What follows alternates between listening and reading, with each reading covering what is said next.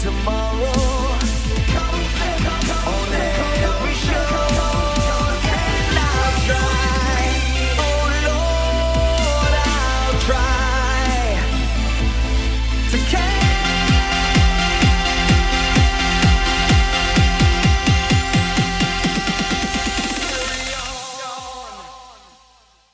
Hey, and welcome to episode 16 of the Set Sail podcast. Today we're going to be talking about podcast recording and editing software. But first, before we get into that, I just want to highlight a few things that have been going on. Recently, our website, podcastinsights.com, just passed 100,000 page views, and in 30 days. So not over the whole time, but in a 30-day period. And then we also are around 70,000 users a month. So thanks for everyone who's been checking it out. And if you want to spread the word, that would be great. We've only been around about a year, just over. So I think that's pretty good growth. Just mostly organic. You know, a lot of visitors come from Google, so that's pretty cool. We're starting to branch out and expand into doing some more content on Pinterest and Quora and other platforms. But Google is going to probably be our core way we get people, as well as you listening here on the podcast and sharing this with your friends. So on that note, if you would like to leave a rating and review on iTunes, that would help kind of show some social proof and let other people know that we're out here. And I think that wraps up my little updates for today. We're gonna hop right into some of the best podcast recording software for both Mac and PC. So just a quick reminder, you can go to setsailpodcast.com/16 to be sent over to the page with all the information. And you can even download a free guide that gives you basically a cheat sheet on what software to get, how much it costs, things like that. So go ahead, check that out at setsailpodcast.com/16. Now we're going to start with a couple options for Mac only. I use Macs currently in my business, so we're just going to start there. The first one is actually free and included with your computer, and it's called GarageBand. And you can create podcasts, you can create music with it. They include a bunch of free loops, like little kind of sound files that you can play with, and they have all different types of instruments, tons of stuff. You can create intros and outros with those and edit them, you name it. So it's really cool that Apple has provided something as powerful as GarageBand for free. They also offer a upgraded version, if you could call it that, and it's called Logic Pro. And Logic Pro is really a full-featured music production and audio editing program. So if you want to kind of step up to the next level, you can get that as well. What's cool about it, though, is that the interface is really similar, basically identical to GarageBand. So when you upgrade, you won't feel lost as you're trying to figure out how to use the program. So it's a nice kind of stepping up point if you're familiar with GarageBand and maybe you want some more functionality. It's a really smooth transition. And in Logic Pro, they have a feature called Advanced Tools. So you're kind of at the intermediate level when you first upgrade. And then if you really want to go advanced, you enable the advanced tools and then you get the full suite of features basically.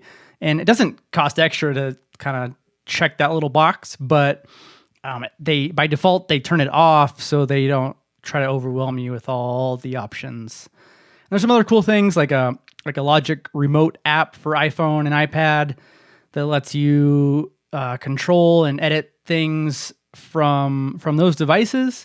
And the other, I think, big benefit of Logic Pro is it's a one-time purchase.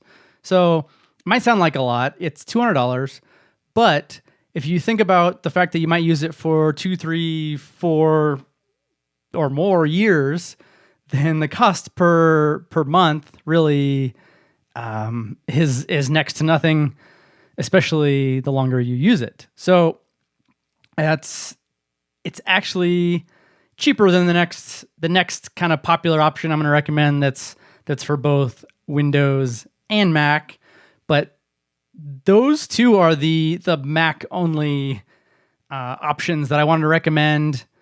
And for podcasts, I think you would be just fine using GarageBand. It's easy to use and add equalizers. It's easy to trim things and move them around, add compression, stuff like that. So definitely the way I would start if you're just getting into podcasting, or even if you've been doing it a while and you don't need tons of advanced or fancy features, it works great.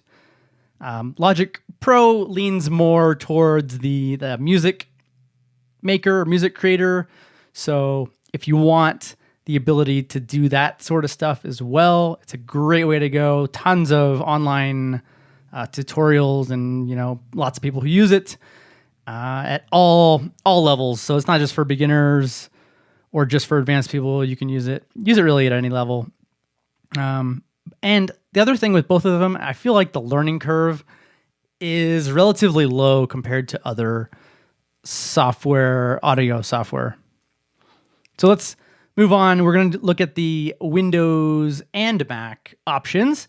And the first one is probably the I would say industry standard, I guess. It's called Adobe Audition. And Adobe actually acquired a company called Cool Edit Pro back in 2003, and then turned it into Adobe Audition, done tons of updates over that time.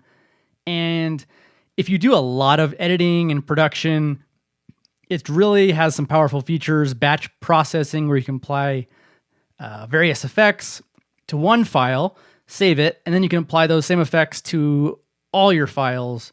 So that's just one example of kind of an advanced feature that comes in handy if you're doing a lot of editing. And it's really focused on spoken word editing versus like a music production type of thing. So it's really well suited for podcasting and other kind of audio narration and things like that. So it is, if you get it separately, it's $20 a month, or you can get it as part of the Creative Cloud suite. And I think it's $50 a month. They might have just recently, they upped it. So now it's $53 a month when you sign up for the annual plan. But the Creative Cloud suite includes Illustrator, Photoshop, the advanced version of Adobe, and what else? I think it includes their video editing software, lots of stuff. So if you want kind of a full suite of software that is well supported, you can use it on both Windows and Mac for about $50 a month. I think it's an excellent value, and I would actually lean that route over just getting the one for $20 a month. But that's up to you. You can pay by as a monthly plan, so you can try it out for a month or two to get a feel for it, see if it's your kind of fits your workflow, will work. You understand how it works. But there are tons of online tutorials and trainings out there. So if you get stuck, I would start with hop on YouTube or go on some sort of online teaching platform. You'll find tons of info about it. Let's move on. Oh, actually, one last thing. So if you can get Creative Cloud for yourself through Adobe, if you want to give it as a gift, the only way to do that, and Adobe actually has like a Q&A about this, you can buy it through Amazon and then give that key that you get to someone. So just a little tip if you want to give it as a gift. We're gonna go next to Audacity, which is a really popular podcast. A lot of people use it for podcasts, and it's free.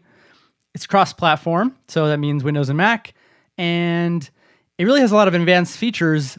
I think the big downside to it is it's not very intuitive. So when you first open it up, it just has a bunch of symbols and nothing kind of makes sense. So you really need to kind of find some tutorials or play around with it for a while. But when you get the hang of it, it works great and it's free. So that's the big part that you might be interested in, is that you don't have to pay. So, and also just a great way to start there. You want to be careful when you open the files with Audacity that you copy your MP3s, because Audacity is a destructive audio editor, meaning as you edit stuff, it actually changes the file.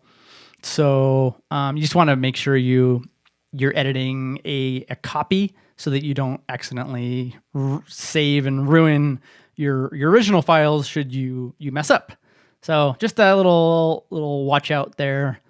And we're going to move on to the next one, and it's called Hindenburg, and they have different audio programs, and their entry level offering is Journalist, Hindenburg Journalist, and it's $95. So one time payment, and it's actually designed for audio editing and kind of storytelling type of audio programs, NPR type things, or more produced interview style shows.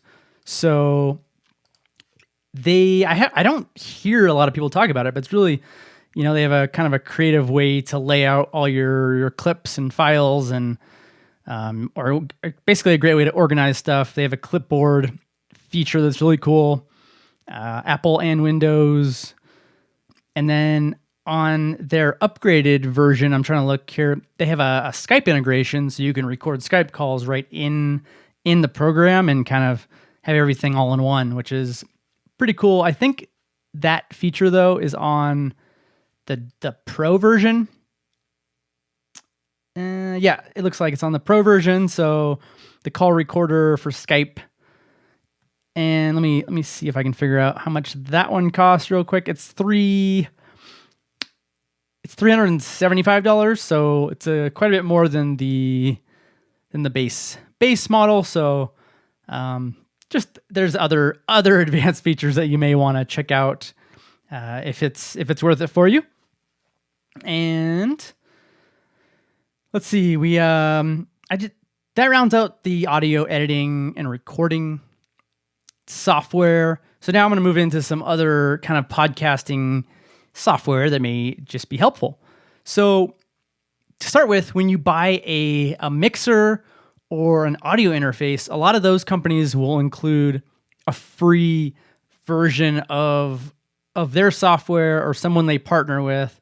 So, for example, Mackie and Behringer mixers come with Traction. PreSonus audio interfaces come with Studio One 3 Artist.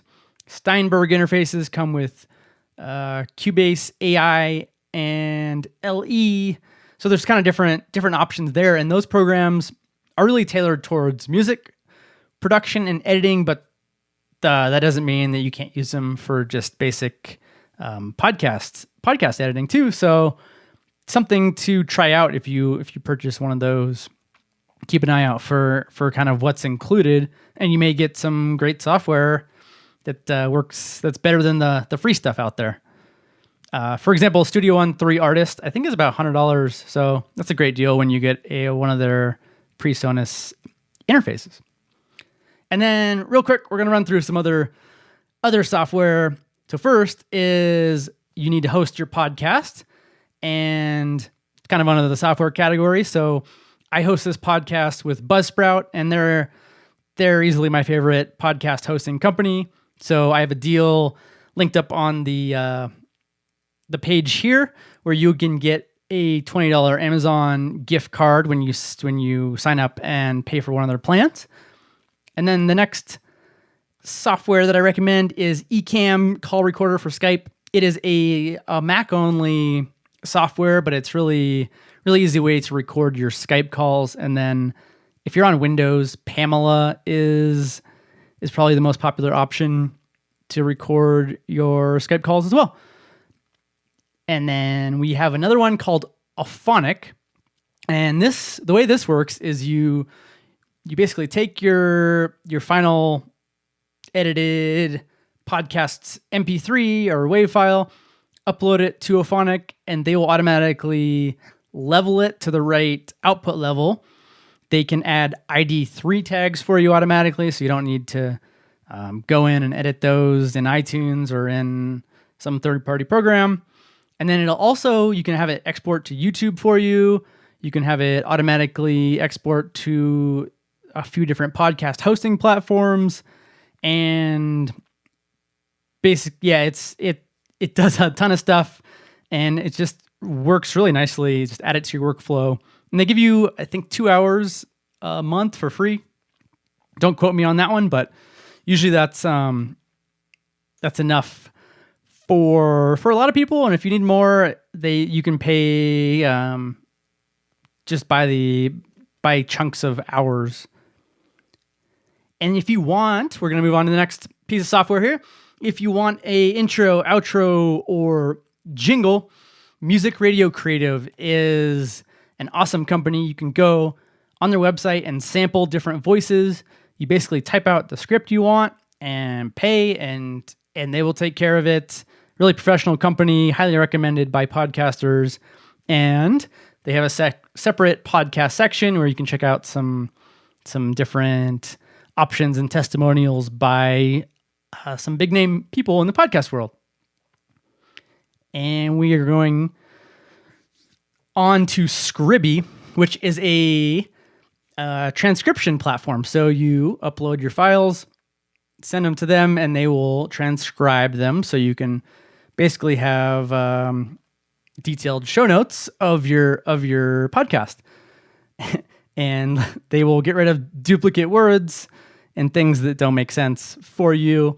It's 75 cents a minute, and they have different versions of English. So if you want a US or Australian or UK version, you can get that. And then to round out the list of software, I have Ringr, which is a paid option when you're ready to graduate from Skype calls, which are typically pretty low quality as far as audio quality. And Ringr will allow you to basically record both ends of the conversation separately and piece them together for you, so you get a much higher quality interview.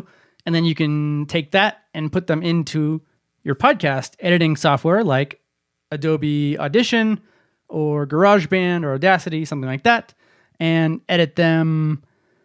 And there's some other benefits. Skype tends to have issues where it'll go out or it'll sound really bad. A lot of times, I know everyone has had issues with that. Ringr will help prevent that because it's recording both ends separately. So if something like that does happen, it's not an issue. So there we go. I think that rounds out all the software, podcast recording and editing software, and some bonus software that you may want to check out. So go to setsailpodcast.com/16 to check all these out in written form, and I have links to everything so you can go take a look more closely, purchase them if it makes sense for you, and we will see you in the next episode. Thanks.